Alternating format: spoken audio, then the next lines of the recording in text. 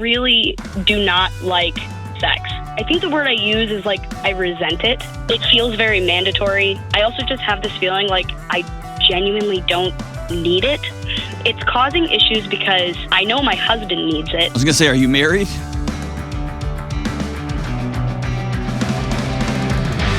Woo! What's up? This is John with the Dr. John Deloney Show. Man, I'm so glad that you've joined us on this special series of episodes we're putting together. Tomorrow is Valentine's Day. Tomorrow's Valentine's Day. And I know a lot of you are like, oh, dude, I hate Valentine's Day, bro. It's such a corporate... Shut up. It's Valentine's Day. And we wanted to celebrate it by taking calls that deal with love, sex, marriage, all of it. All of it. So today is the first of two themed shows where we focus on nothing but relationships, sex, and intimacy. And relationships are not just like about or the stuff you see in Hallmark movies, right? Those movies that Kelly watches all day. Actually, Kelly doesn't. She's more of a Law & Order SVU. That's more of like Ben. Ben is all about the romantic comedies, the Hallmark movies. 100%. So for the next two shows, we're going to pull back the curtain and we're going to talk about real questions about real relationships. We're going to talk about real questions about sex. So if you got little kids, I don't know, maybe not the series. Maybe, I don't know, let them go watch Bluey. And maybe you sit down with somebody that you love and y'all can listen to the shows together. Buckle up. So looking forward to it. And Kelly, you told me we're going to kick off today with the lightning round. Oh my God. Fantastic. I would have got a velvet coat, man, and a lava lamp. That was good, man. I like that. Some Swisher Sweets. That would have been good, dude. Way to go. Fantastic. All right, so lightning round. So for those of you who have never been with us on a lightning round, I have absolutely 100% no idea what they're about to ask. And so they're just going to bring the thunder, which is a terrible thing to say for the Sex and Intimacy Week. You were going to ask a lot of questions. Yes, and these are all under the Sex and Intimacy category. Awesome. So buckle up, everybody. let's go. Or unbuckle. Unbuckle. Unbuckle. There you go. Yeah. All right, let's do it. All right, the first one. What do you mean when you say that you have to practice desire? Oh, man. We, as a culture, we worship at the altar of our feelings. And so we think that if I don't feel, quote unquote, in love, I don't feel, quote unquote, attracted, I don't feel whatever, that is the end all be all. That's the truth. And it's feelings are very, very important. They're important signals that you need to feel and ask yourself, what are they telling you? Same as if you're driving on the road and there's flashing neon signs in front of you while you're driving in traffic. You need to look at those signs. But that's not the destination. That's not where you're going, right? So when it comes to practicing desire, what I mean is desire over time is a choice. It is something not that is just like, it's not a whim. It's not just that's just the way that is. No, dude, practicing desire is important. And so I'm going to practice taking care of myself so that I'm my best. I'm going to practice meeting my partner's needs. I'm going to practice leaning in and having hard conversations or really sexy, intimate conversations, etc. So that's practicing desire. That's what I mean when I say that. All right. You've mentioned before that some people can't have sex with dirty dishes in the sink. How do I find out what those things are for my spouse? Ooh. Ready? This is good. I went to a lot of grad school for this answer. Drum roll, please, America. You ask. Ta-da! Ta-da! I think if you are a couple on the same page, you're a couple that's like, hey, here's where we are with our sex life, and here's where we would like it to be.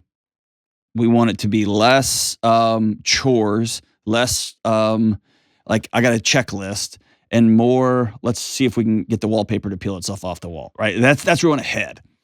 The conversation, often couples jump in and they start with, what sex act do you want to try? And that's fun. That's exciting. It's a blast. But I wouldn't recommend starting there most of the time. Most of the time, you back up and say, okay, what is a world where you feel the most sexy? If you go back to the last 2 or 3 times, 4 or 5 times when I've gotten home and you just want to get it on, what was going on in that world? And want to begin to listen to our bodies as we move forward. So if you find yourself about to get it on and you're thinking about the dishes, call it out, because we're practicing this thing together as we move forward. So call that out. Or, dude, I've just got to go make sure the downstairs basement's locked up. Okay, weird. But go make sure it's locked up. Or maybe next time I'm going to make sure it's locked up before I head upstairs. So listen to your body over time. Cool. All right. My spouse overshares about our relationship to his family and friends. How do I tell him to stop? Again, man, you lucked out with a genius like me. Hang on to your hats, America. Tell him to stop. Ta-da. Number one, tell him to stop. Number two, here's how I would frame that. I don't feel safe when parts of my intimate private life are shared among other people. It makes me feel exposed and unsafe. Please don't make me feel unsafe. That is a language that is different than I don't want you to, or why do you? That's different. Get to the root of why you don't want someone to know. And it may be like you can get to the bottom of it and you're like, I don't know, I'm just overreacting. I just think talking about sex is weird, and I guess it's not. That might be you. And it might be you feel so viscerally exposed. You feel uncomfortable. You feel whatever the thing is, speak there. Not just at the I want my way, but at the here's how you make me feel. I feel like that buzzer's like saying wrong answer. It's so good. It is a bit harsh. Wrong. All right. So if your partner initiates sex, but you don't want to at that moment, should you still do it? Man, why you got to set me up like that? Geez, this one's a tricky one. So here's how I'll answer this in multiple ways. If you don't want to, because your partner hurt you, or you are being abused, or you know your partner, or assume your partner is cheating on you, it might be bringing somebody else's diseases into your bed, or whatever. No, absolutely not. If you or somebody, man or woman, I don't care who, takes some time to warm up, or you're tired, you're not quote unquote feeling it right now, but you know over time, if you just like let it ride, you start getting into it, then you're never not glad that you went ahead and did it, right? So if that's you, then yes, then I need to know I'm really tired right now. I just want to go to bed. I am not going to regret. In fact, I'm going to really be happy with myself if we go ahead and do this. And I can tell my partner's really into it. So that's not is that a safe answer? I don't want to be safe answer, but that feels right. Yes, because I think that's where the question's leaning. It's that, everybody's safe in the room and everything like that, but it's that, man, I'm so tired. Mm-hmm. But then, like you said, but I'm always glad we do. Exactly. Halfway through, I'm like, okay, this was a much better decision than watching The Office, right? Right. I think listen to your body and also be honest with yourself. Like if you know in 10 or 15 minutes you're going to be glad you're into this, then go for it, man. And it goes back to that idea, like feelings are important signals, but they're not truth tellers. And I really want to just double click on the abuse thing, man. If you don't feel like it because you're not safe, because you just like your partner doesn't care about your needs at all, and it's all about him getting off or her, if that's the case, not in that moment, but you need to have a conversation about a much harder, broader conversation. All right, this one's a little longer, so bear with me. What do you mean when you tell partners that their spouse is not something to fix? When an individual in a relationship has baggage that they need to work through, how do you do this without coming at them from a fixing standpoint? The best example I can give you is last night. My wife and I went for a long walk, we've started doing the last year or so, and I just love it. We were going for a long walk, and she was walking me through some things she's been thinking through and working through, and I said, could I give you a word of caution? And her response was, no, thank you. And I had to exhale for a second and then move on with my day. And it was a bold moment of strength for her to say, no, thank you. And I was trying to love her the best I could. But what she didn't need from me in that moment, evident by her telling me so, was my wisdom, my advice, my answers. What she needed was a safe place to tell what she's working through, what she's thinking about, what she's feeling, and what she's going to do next. And part of love often is letting somebody do their thing and to be with them when they're doing it, to be with them when it's super successful, and be with them when it falls in on itself. And so I think, go back to the original question there. Oh, about fixing. I think all of this can be solved with a very simple phrase. Seek to be with, not over. When you start giving advice, the posture, everything about advice is, I know something you don't know. I'm in an elevated position from you. I can see what's happening and you can't. That is different than, I'll sit here with you. I know what I would do, but man, I don't have all the answers either, and I'm not you. And seek to be with. Husbands especially have a tendency, we just are loved by our utility. What can you do? You're a human doing, right? And so when people in our lives are hurting, we just want to go fix it, want to make it right, because that's how we achieve love. That's not how relationships work over time. My partner wants to try something new in the bedroom, and I'm not comfortable with it. What should I do? Say I'm not comfortable with it. I think there's again, this isn't every couple, and there's jerks and idiots everywhere. Often I think when couples get stuck on, like, I want to try this one sex move, I want to try this one position, I want to try this one thing. The instant response is, I'm not doing that. Sometimes that response is, I'm not doing that because I've never seen it. I don't even know, what are you talking about? That sounds weird. That sounds like it's going to be awful. It's whatever you're feeling. So you're instantly trying to protect yourself, which is great. And your partner can often feel like, oh, there's a part of me that you don't love because I'm interested in this and you're not, right? So you get this weird tension. Often I've seen that diffused with like some laughter and some, okay, like, why do you want to do that? Like, what is it about that thing?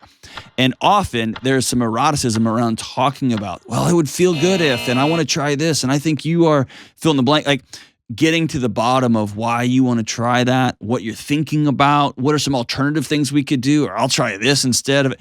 That becomes an erotic conversation in and of itself, if you'll allow it. If it doesn't become this like fight, like, I want to do this and you never let, then you're just an idiot. But if you are really getting to the bottom of why do you want to try that, then I think you can get there and it's a lot more fun. All right. On the flip side of that, how do you bring up something new that you want to try, but you're unsure if your partner will be comfortable with it? So I didn't develop anything. So 2 years ago, I did a live event, and I said, hey, here's what everyone needs to do. It's going to cost like 15 cents. Go to Walgreens and buy like 10 or 15 just envelopes, empty envelopes. And I call it the John Deloney Erotic Envelopes System. And go buy 10 or 15 envelopes, get note cards, and you get 5 and she gets 5. Or you get 7 and she gets 7, whatever. And just write down something you want to do. Whatever. Let the freak flag fly. Whatever. Like, I really want to try this. I want to try this. I want to try this. And my wife put it in one time. I just opened it up and here's like once a month, once a week, whatever. Just commit. We're gonna give it the old college try. We're gonna open this up and we are gonna figure this out. It may not work. It may be a disaster, but we're gonna go into it with a spirit of exploration and fun and laughter, and not a. And again, going back to, if you open it up and you're like, I don't know how this is physically possible. Like, what? Have that conversation. Make that a fun, like, how does this even, what are you talking about? Right? Have that conversation. My wife one time, she put on one French kissing. Oh, I felt like I got robbed. But it's just French kissing. She's like, we used to in college, we just French kissed. And I like that. And I miss it. So that was in the envelope. And that's what we did. And it was kind of awesome. We had just held hands and like made out. It was awesome. So anyway, all I have to say is put whatever you want in there. I just want to go hold your hand. I want 30 minutes. I want to hold your hand. That's it. Put it in the envelope.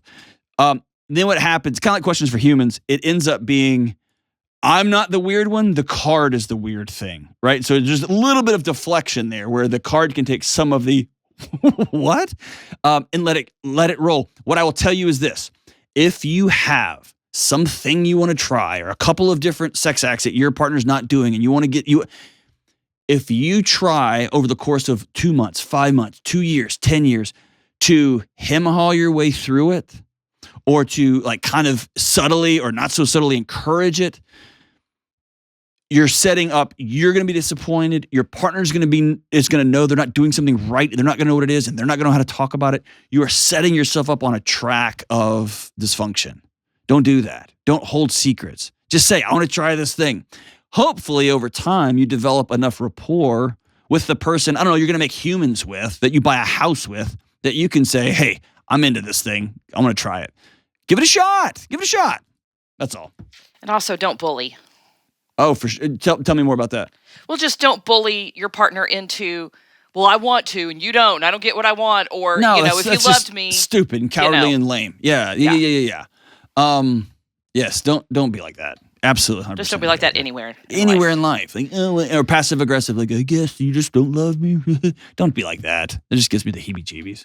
I hate passive aggressiveness. Anyhow, my spouse and I don't share any of the same hobbies, so we don't spend any free time together. How can we find something that we both enjoy doing? That was what a great question.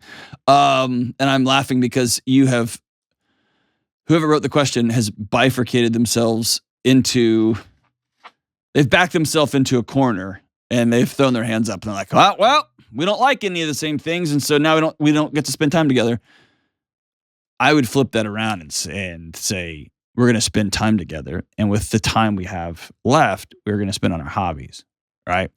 Or maybe one day I do hobbies. One day we spend time doing things together. And I think you figure out things that you like to do together over time. For me and my wife, often it's reading a book next to each other. That's it. Because I don't like her books. She doesn't like my books. We don't listen to the same podcast. We don't listen to we have very different, like I play guitar. She likes to garden. We have very different things that we do. And so we have worked over time to find those things where we can spend time together. And we have to be really intentional about it. And by the way, you just figure it out over time. And so it's something you practice. Like, man, I've been trying to, she watched fights with me for years. She tried. Eventually, she's like, all those guys are super ripped. They look great, but I want to go to bed. And so I get it. And there's other things I've tried, like, I'll try. I just can't. So you give it a shot. You give it a shot and you practice and you try it and then you move on. I'm going to say this. I think we make every encounter the Super Bowl.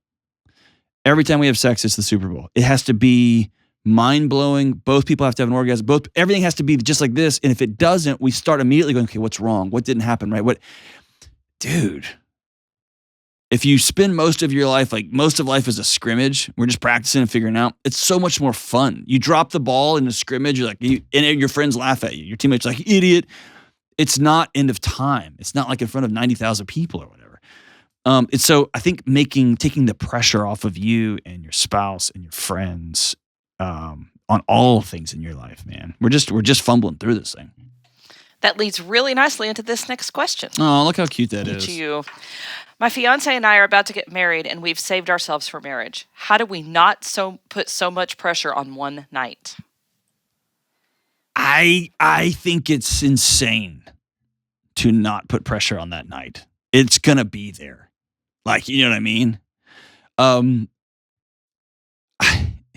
To try to depressurize that situation is I wouldn't waste that energy. The energy I would expend would be talking about it super directly. And that might be weird. If you are waiting until you get married to enter into a sexual relationship, you may not have spent a lot of time talking about it. And here's what it's going to be like. And my friend told me it was like this.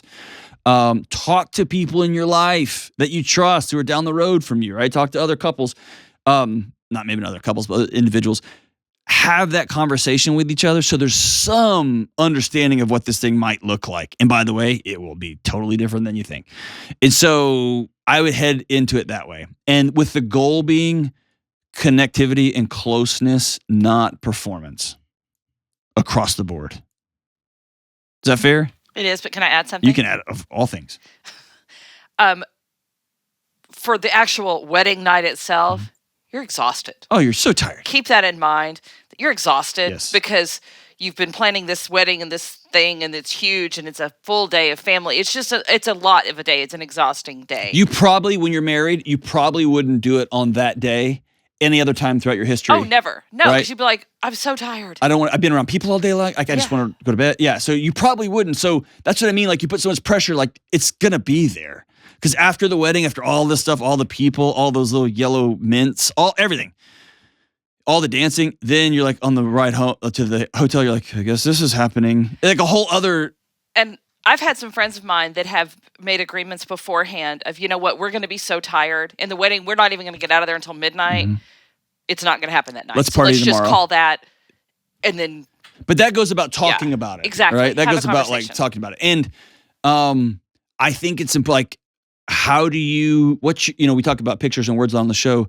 How do you picture me taking off your clothes? Do you picture you taking them off? Like, how do you, like, let's have that conversation. And that way you don't end up having, I'm saying that and I'm watching these like hearts fly around my head through the monitor here. It's so surreal. But like, I think the more conversation you can have, the more you can set each other's expectation and you can match your pictures and words. Because again, and I was just doing an interview before the show, we're in the first generation raised entirely on pornography, right?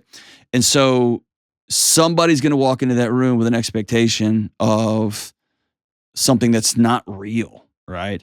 And then somebody may not be connected to pornography at all. Or somebody may have been like, I don't know what I'm doing. And they went down a pornography rabbit hole. So I think setting expectations intentionally is good. And by the way, talking about sex can be one of the most intimate, fun, hilarious, sexy things you can do if you can develop the ability to have that conversation between yourselves. All right, last one. The things that turned my spouse on and the things that turned me on are completely different. How do we find common ground? I think sometimes you participate in somebody else's fantasy. I think you, and I use fantasy broad. I guess if you want to dress up like pirates. But I'm saying more like I've just working with couples. Like one like really gets in the mood from like holding hands and touching, and it's quiet. And then somebody else like wants somebody to take charge, and somebody else wants somebody to just feel like it. So I think it's A, saying those needs out loud, and B, tonight we're going to have, I really want to have boring married sex. I want to have just regular boring married sex. Tonight, I really want to have some sort of storyline. I want to have some sort of thing that's out there that I've conjured up in my head that I want to like participate with you. Like, so I think it's a matter of there's some give and take there. And then if there's some things, again, going back to the original question, if we just feel uncomfortable, I think you need to say out loud, like, these things are making me uncomfortable. Okay, so that's it. All right. That was the last one. You did a very nice job. Wraps up the lightning round.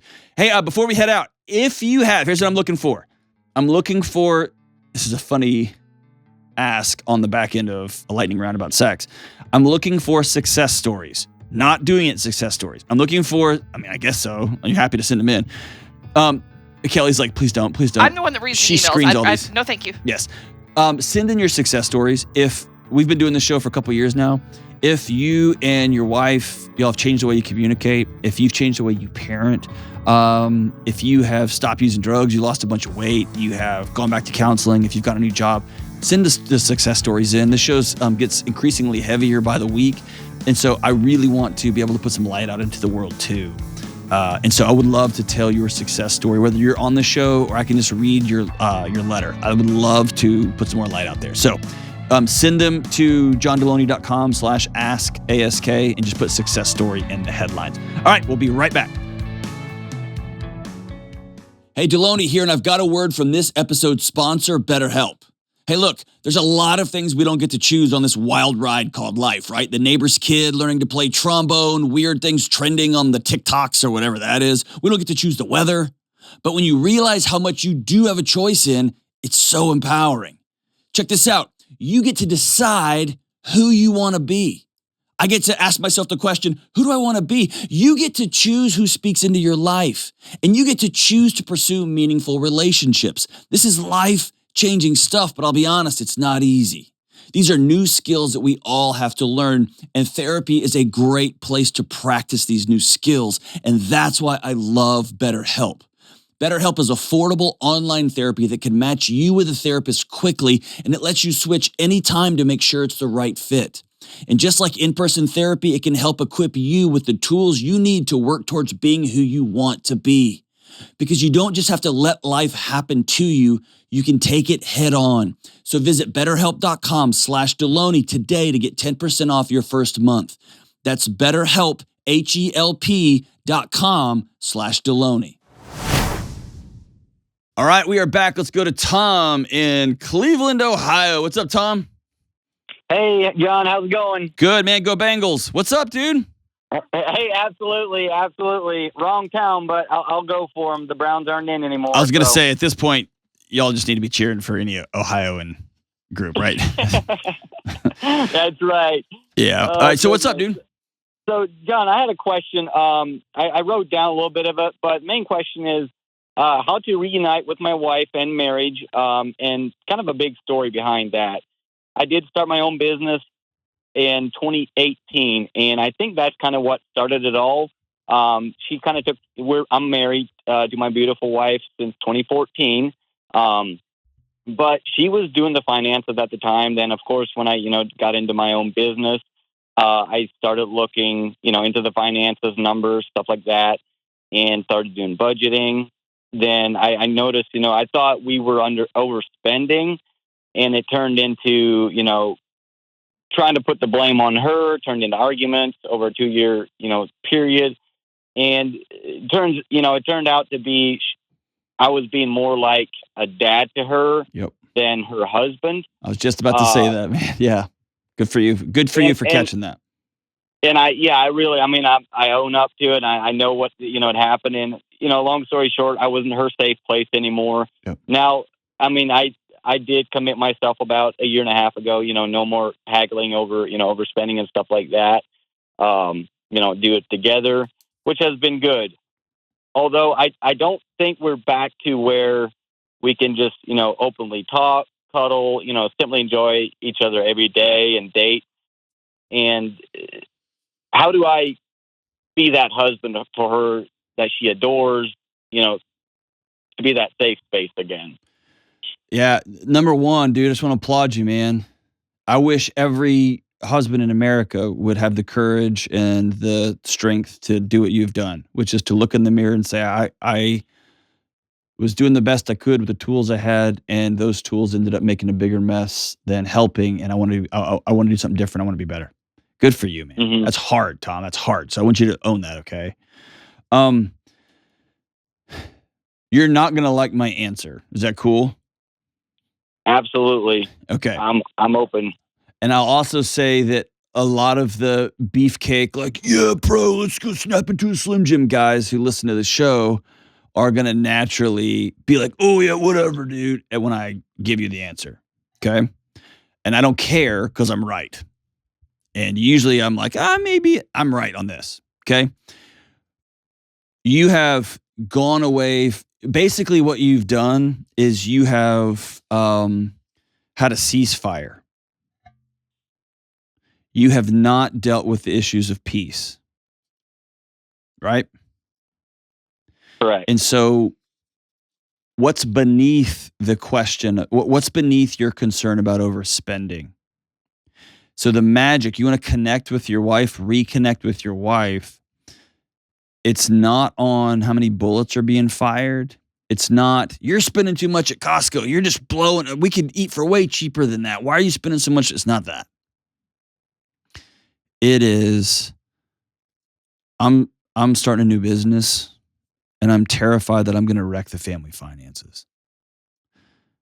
I am scared to death about money because I grew up and I didn't have any money growing up, and I want to be a better husband than my dad was for us, and I don't know how to do it. I'm trying, and when I see numbers like this, my body just reacts in a terrified way. The magic word here is vulnerability. It's being honest with your wife, not about how smart you are and how good you are at Excel spreadsheets and how and nitpicking all the things she buys or doesn't buy. Beneath that is, I can't breathe. I'm scared to death. We're staring down the barrel of a recession. I'm afraid we're going to lose customers. I'm trying to hang on to my new business. Whatever is going on. People don't connect with one another over strength. They can accomplish great things. They can become partners, but you deepen a relationship through vulnerability. Does that make sense? That makes 100% sense. And that a while back ago, we had a good conversation and completely openness, and it was like, you know, a couple 100 pounds off the shoulders. Yeah. And I was just I'm in the middle of editing my book manuscript. Here is a strange, and I don't know if I mentioned this on the show the other day. I was having a conversation with somebody about it. This is strange to me that I had never thought this through. But up until like 100 or maybe 200 years ago, everybody lived in a house that was relative, like one room, right? Maybe there was a second room for the grown-ups, but everyone lived in one room. And so everybody knew if somebody had diarrhea or if somebody was sick or if somebody hooked up with so-and-so. The idea of secrets is new, right? The idea that I can go in my room, shut my door, put a podcast in, and go to a completely different planet than my kids and my spouse. That I can pick up a book and go down a rabbit hole or watch my own series on my iPad in my room with the door shut with my headphones on. Our bodies aren't designed for that. Why do I tell you that? What you just said, the 200 pounds like off your back, there is a biology to secrets. So secrets will kill you. And secrets come out, that angst you feel, that weight you feel about, I feel like when we're sleeping together, you're not fully with me, and it makes me nervous. It makes me feel like I'm alone. It makes me feel like, right? It comes out as, we don't ever have enough sex, or you don't ever do anything cool, or you say nothing. You see what I'm saying? And the 100%. Secret is way down there, which is, man, we're sleeping together. We are sharing a house. We're raising kids together, but we are 2 inches apart and 2,000 miles away from each other. All of that, my brother. I don't care how tough you are, how strong you are, how big your truck is, whether you served in the military. I don't care what it all starts with vulnerability. Sitting in front of somebody and saying, this is what terrifies me about where we are right now. And here's the ugly thing about vulnerability. She can roast you. Right? She can destroy you. Oh, my little pansy husband is just whining now. Oh, great. You want me to, here's your violin. And wives will do that. It's awful. It's heartbreaking because they want to be adored. They want to be loved. And the only way they can be truly loved is if their husband has a space where they can be safe and say, I'm scared too. And that's just the world we've got right now. Somebody's got to go first. And I'm pointing at you, man. Go first. So tell me one thing. What are you scared about, brother? Well, I think you nailed it, just with the business, although, financially it's not really a struggle, but it does cross my mind, every day with, gosh, what if this thing goes belly up? But, it's been real good. It's been real good. I got, a good support from her from the start. And like I said, I didn't notice that I was pushing it on her until 2 years in, and I really regret it now. But so let me tell you something my wife told me.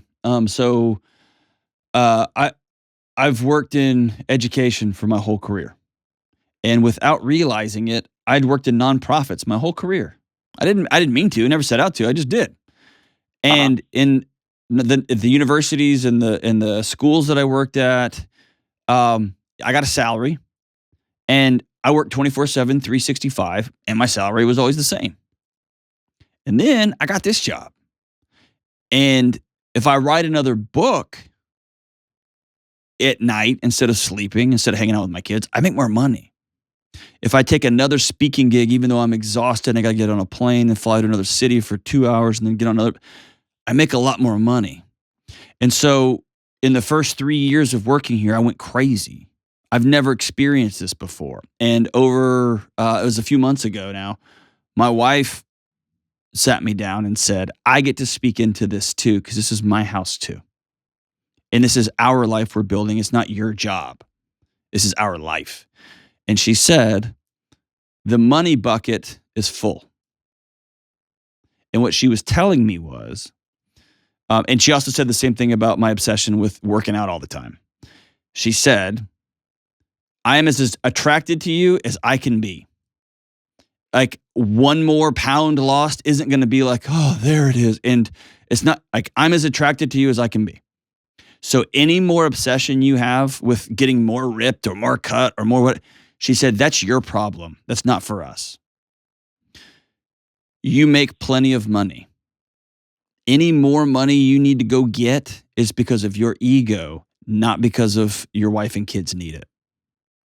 And that was a huge conversation for me. And so I tell you that, Tom, to sit down with her and give her a safe space. Maybe start with, I haven't given you a safe space. I haven't created a place where you could even say your needs out loud. What buckets are full? Is it time for me to hire somebody so that I can be home more and take some of the burden off of you? I can help with bedtime with the kids. I can take them for walks so that you can shower by yourself or use the bathroom by yourself, whatever stage you'll happen to be in. And we're going to make less money because I'm going to hire somebody at work, and that's okay. That's the season we're in. Or actually, she's terrified about finances too. And so I'm actually going to work a side hustle. I'm going to get another job, and I'm going to work crazy for 14 months to get us in a position so that, right? But let her, maybe for the first time, speak into this world. Because I want to change the conversation in this country. She's not supporting your job. Y'all are doing life together. And she may have a supporting role. I don't even like that language. She's got a equally and powerful and important role. It may not come with a paycheck, but it sure keeps the ship going, right? And you can be the best fisherman in the world, but if there's not somebody driving the ship, or if the ship's got holes in it, you're not going to catch any fish. Or you're going to catch a lot of fish, you're going to sink to the bottom of the ocean. And so the supporting, and like, she's my number one fan, and my support. No, dude, it's a team effort. Let her speak into that. But all of that starts with you going first, and you being that word that we all hate, man. There's just not a way around it. Being vulnerable. Saying, I'm scared to death and I can't breathe. I haven't been the guy that I wanted to be. What kind of husband do you need in this season, and how can I help create a world where you feel safe? How can I meet your needs so that you have the capacity to help me meet my needs? Go first, man. Go first. It's an honor to talk to you, Tom. I wish more men had the courage and bravery and strength that you do. Hopefully they'll listen to this call and be inspired. Thanks for being brave, man. We'll be right back. Hey, good folks, John Deloney here. I feel like I fell through a glitch in the matrix. This is my job. I get to have this show, do this show, walk alongside each one of you as a career. This is what I do, and I have a blast doing it. And me and the team, we're so thankful for all of you for being a part of our show. Whether you're one of the original 17 or you're one of the millions that's come since then, we are so grateful for you, and we want to put together the best possible show that we can. So if you're one of the originals or if you're brand new, we want your feedback. Tell us what you love about the show, what you hate about the show, what you'd like to see more of, what you'd like to hear more of, and what you want us to never do again. You can email us at askjohn@ramseysolutions.com. That's askjohn@ramseysolutions.com with your feedback. Thank you for being such an important part of this show. Rock on. All right, we are back. Let's go out to Gretchen in Pittsburgh. What's up, Gretchen? Hi, Dr. John. This is cool hearing you through my phone. I listen to you all the time on YouTube. It's cool hearing you through my phone. Very cool. What's up? So my question for you is, oh gosh, how do I say this? I really... Hey, Gretchen, we are way past that on this show. Just say whatever. I know. But it's always more nerve-wracking once with you. So I really do not like sex. Okay. I think the word I use is like, I resent it. I resent sex as a whole. Partially just, I think it's due to a lot of things. For me, it feels very mandatory. I also just have this feeling like I genuinely don't need it. I don't want it. Mhm. And it's causing issues because I know my husband needs it. I was gonna say, are you married? 'Cause, I am married. Okay. I've been married for about 15 months. And I did not have sex before marriage. I was a virgin when I got married. And we kind of didn't anticipate any issues in this regard because, granted, even in the confines of trying to remain a virgin before marriage, you know, you make out and you feel a passionate connection towards one another. And then I got married and it felt like it went away. And now it's to the point where I have absolutely no interest in having sex with my husband at all. Yeah. None. And I'm not 100% sure why. I could probably come up with a list of possible reasons, but I'm kind of at a point where I don't really know what to do about it because I know while I may not need it, I know he needs it. And it's getting very challenging for me because I'm just kind of in this, please don't touch me. I don't want to be touched. I don't feel like this doing this today. And even on the times that I kind of muster up enough to have sex with my husband, I mean, I enjoy it once I get there, but getting there is like very hard for me. Yeah. And I'm at a point where I don't really know what to do about it. And I want to fix it because I want to have sex. Of course. But I don't. Excellent. Well, number one, thank you for saying that out loud. I imagine you're not telling a whole bunch of people that. Is that fair? No, I think I've mentioned it to 2 girlfriends. Okay. One agreed with me and one was like, what are you talking about? Okay. I'm going to run through. So, number one, I want you to know you are absolutely not crazy. You're not alone. Okay. And not alone to the tune of millions. Okay. So, you're not nuts. Cool. Good. Okay. Thank you. Yes. I'm going to run through a series of questions that I always ask folks in this situation. Okay. Yes. But before I do that, I want to at first acknowledge it happens a lot for people who choose to remain a virgin till they're married, is that sex becomes, to use religious imagery, becomes an idol. It becomes a thing that is going to solve and fix all things. And it's going to be, like you probably heard it said in your religious organization, your bodies will just know what to do, and it will just be this syncing up and this magic whatever. And I just don't think that's accurate. I'll agree. And so there's this powerful pressure put on it. And not only that, as a woman, you have this performance pressure and this Instagram world pressure that you've got to compete with, fill in the blanks, all those things. You and your husband how old are you? I'm 25. Yeah. So I was just talking about this earlier on in the show. Y'all both were raised in a culture, whether y'all participated or not, that was raised entirely by pornography.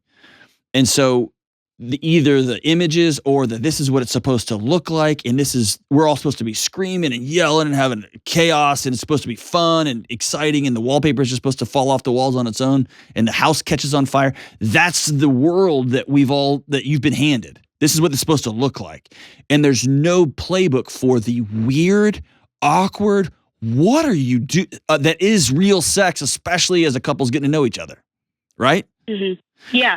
And so everything feels like failure or screwing up. I don't like this. And depending on our bodies, and this is about experience, this is about genetics, this is about a whole cascade of things.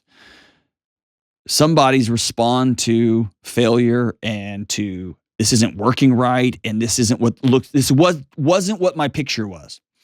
They respond to that by running head first into that burning building. They're firemen and women. They run straight in. I'm going to solve this problem. Let's keep working on it. And other people get out of the building. They shut the thing down. Right? Mm-hmm. So I just want to start this before I ask you questions. Start by acknowledging, man, you guys have built a hell of pressure to live up to. Right? Mm-hmm.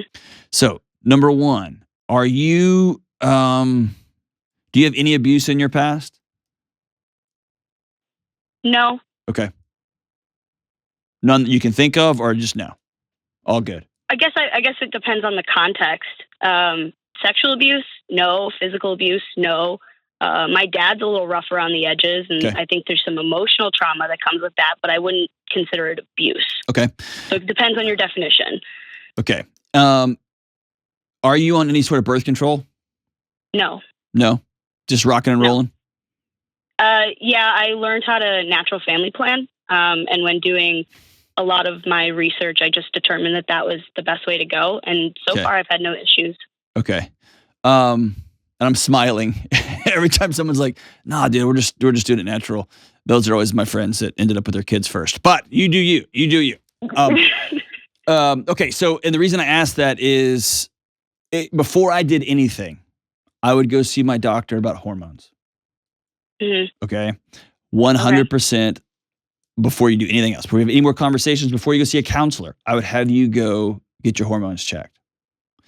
The hormone regulation is all over the place. And depending on what rabbit hole you go down, it can be diet related, it can be, experience related, it can be genetic. Who cares? It just is. So I would go have all of those things checked. Have you done that? I have not. Okay. So that's a good idea. Okay, I would do that. Third, is your husband, you love him, I know that. Is he a jerk or a bully or why won't you do this or I want this? Yeah, pretty much. Okay.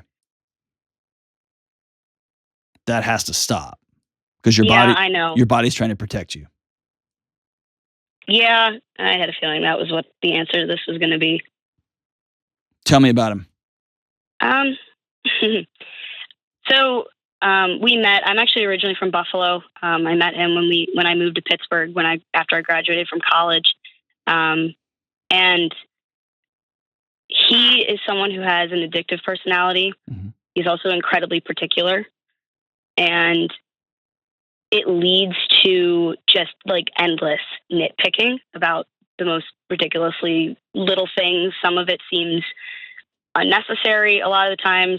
I deal with it. I have a pretty thick skin, so I kind of let it roll off my back. I think the problem is that it doesn't really roll on my back. Nope. And then it manifests in other ways like this.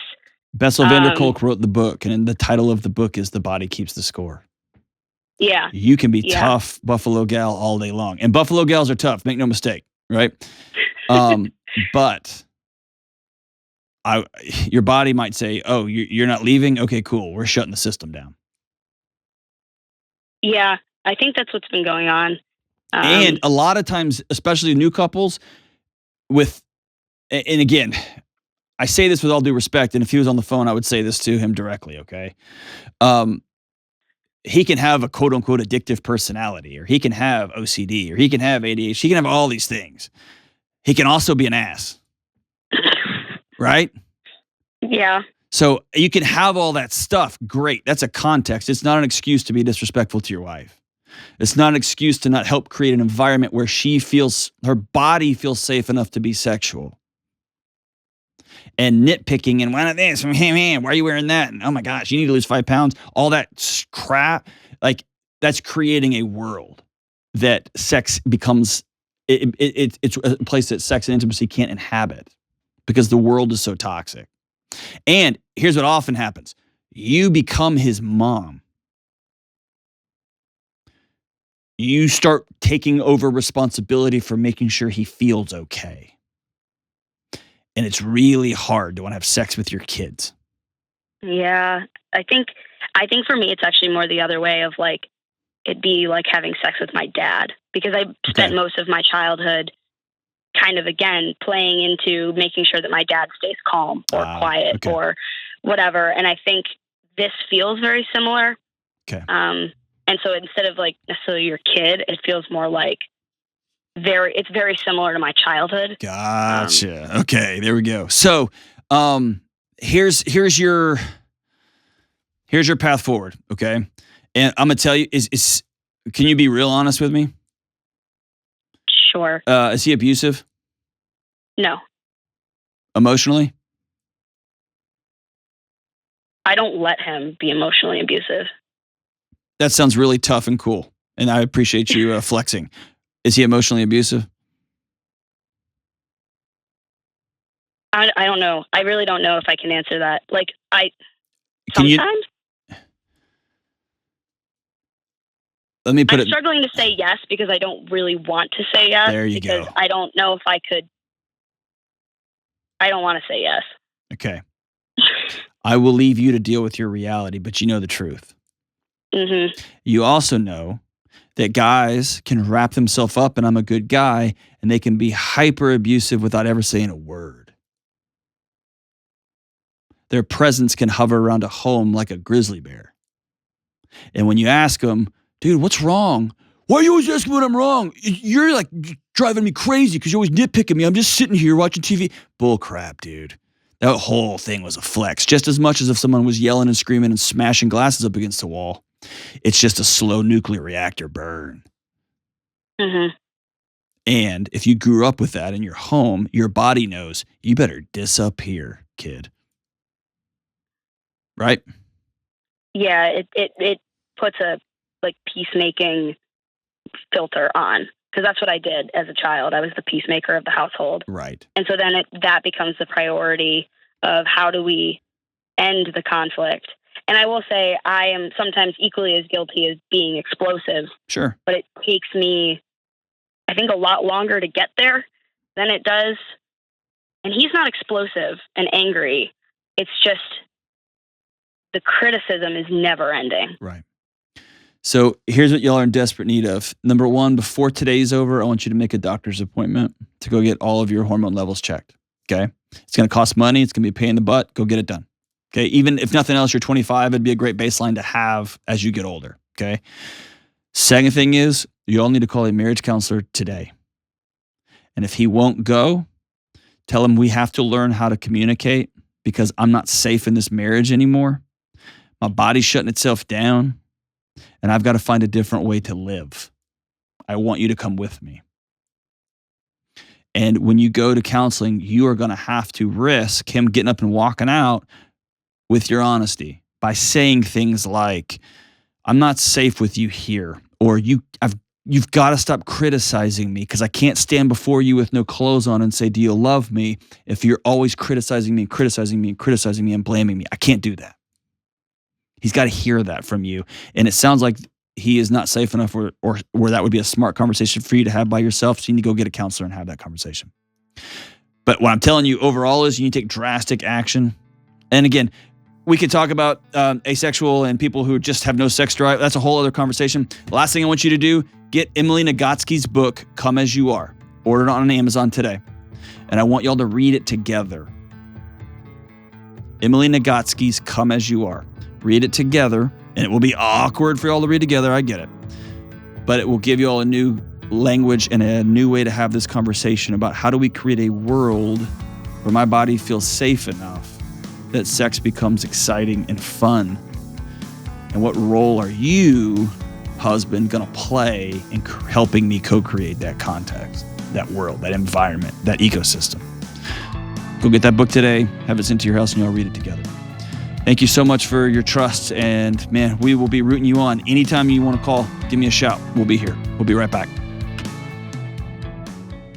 It seems so easy, but most of us way undervalue real, genuine relationships. Our friendships, our marriages. We don't know what we're doing. And instead of diving into the mess, we accept shallowness and distraction, and we wallpaper over our loneliness.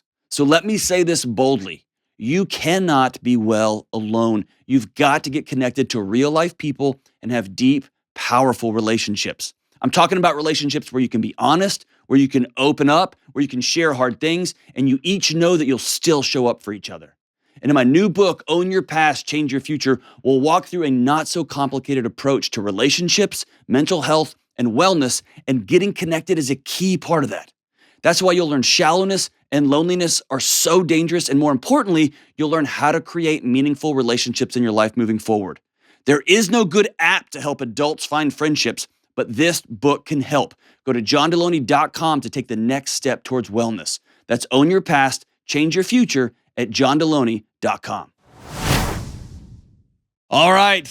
That was episode 1 of Sex and Marriage and Intimacy Week, or whatever we're calling this. What are we calling this thing? Valentine's Week. What up? All right. Song of the day is by the great Bruno Mars. And I don't know who Anderson .Paak is. They formed a group called Silk Sonic. Ah, Silk Sonic. Oh, Bruno Mars and AP. The song's called Leave the Door Open. It goes like this. Say, baby, say, baby, say, baby. What you doing? Where you at? Oh, you got plans? Don't say that. I'm sipping wine in a robe. Ew, I'm out of here, dude. I look too good to be alone. All right, that's all right. Hey, love you guys. We'll see you soon.